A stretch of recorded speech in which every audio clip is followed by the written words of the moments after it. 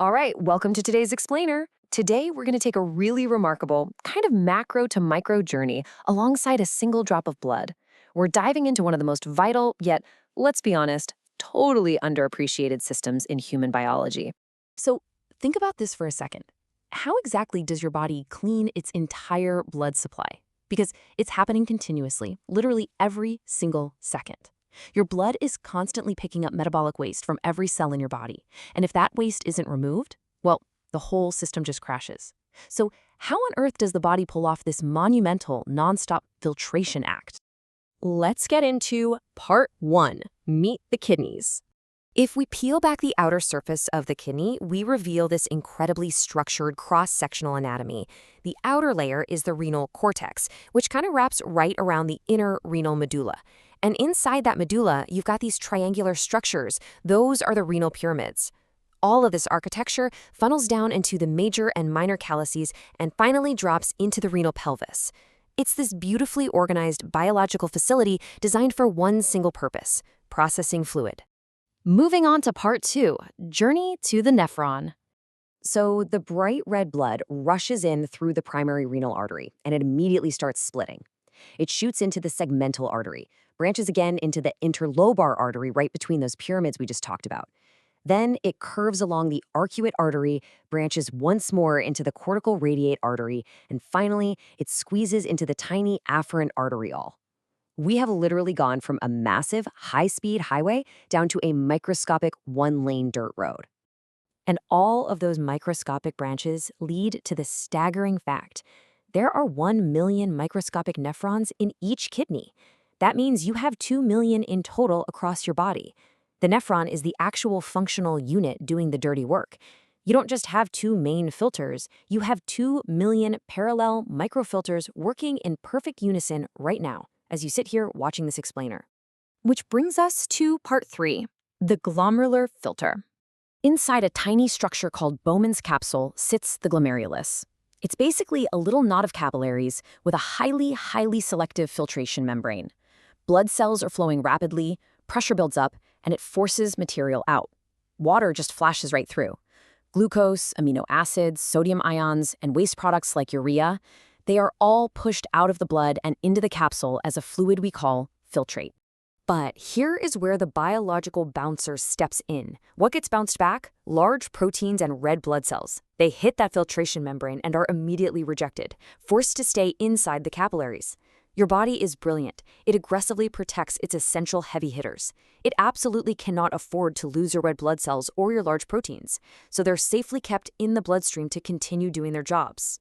Now, part four, reclaiming the good stuff. Here's the catch. A lot of what just passed through that filter into the filtrate was actually water and vital nutrients the body absolutely needs. So as this fluid moves through the proximal convoluted tubule, the body eagerly takes back what it accidentally, but necessarily filtered out. Water is pulled right back into the peritubular capillaries. Glucose and amino acids rescued and returned to the blood. Sodium is reabsorbed. It's this meticulously coordinated rescue mission to make sure you don't lose the very nutrients keeping you alive. The journey continues as the fluid drops down into the medulla through a steep hairpin turn called the loop of Henle. And guys, the mechanics here are brilliant. On the way down the descending limb, water leaves the tubule via osmosis, making the fluid highly concentrated. But on the way back up the ascending limb, water is locked in, and instead, sodium chloride, salt, is pumped out. By squeezing out water on the way down and pumping out salt on the way up, your kidney creates a powerful concentration gradient in the surrounding tissue. It's an absolute masterclass in fluid dynamics. All right, part five, forming the waste. As the fluid enters the distal convoluted tubule, your body acts like a master chemist, perfectly regulating your delicate salt and water balance using hormones. Aldosterone steps in to increase sodium reabsorption, basically grabbing back salt if your body needs it. Meanwhile, ADH, or antidiuretic hormone, interacts with the kidney cells to increase water reabsorption. Depending on how hydrated you are at this exact moment, these chemical messengers dynamically adjust exactly how much fluid you retain and how much you expel. So after all that initial filtration, all that rescuing of nutrients, and all those microscopic hormonal adjustments, what's actually left over? The true final waste. We're talking urea, creatinine, excess water, and excess salts.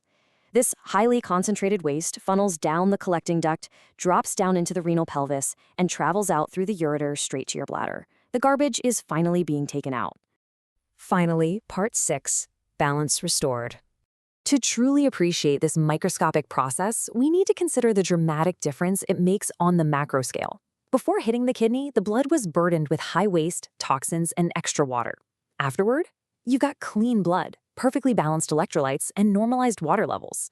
It is a stunning physiological transformation, and it is happening relentlessly. Let's put the massive scale of this microscopic operation into perspective. Look at this jaw-dropping number, 180 liters. That is the volume of fluid your kidneys filter every single day. 180 liters. To put that in everyday terms, that's like 90 large 2-liter soda bottles of fluid being pushed through those million tiny filters. It is a staggering amount of biological heavy lifting. But quickly follow that up with this much, much smaller number, 1 to 2 liters. Out of the 180 liters of fluid filtered by the glomerulus, only 1 to 2 liters actually leaves your body as daily urine. The other 178 liters, completely reabsorbed, reclaimed, recycled. That visually lands the shocking, awe-inspiring efficiency of the reabsorption process we just walked through. No waste, just perfect management. So, why does all this microscopic machinery matter for your survival? Well, it all boils down to one word: homeostasis, the maintenance of internal body balance by regulating blood pressure, water, and electrolytes while removing toxins. Without this continuous balancing act, without your kidneys doing this exact job, human life simply could not exist. Which brings us to our final takeaway for today. Healthy kidneys keep your blood clean and your body in balance. The next time you take a drink of water, just remember those 2 million microscopic filters working tirelessly inside of you. It really begs the question, if your body automates 180 liters of complex chemical filtration every single day without you even noticing, what other microscopic miracles are happening inside you right now?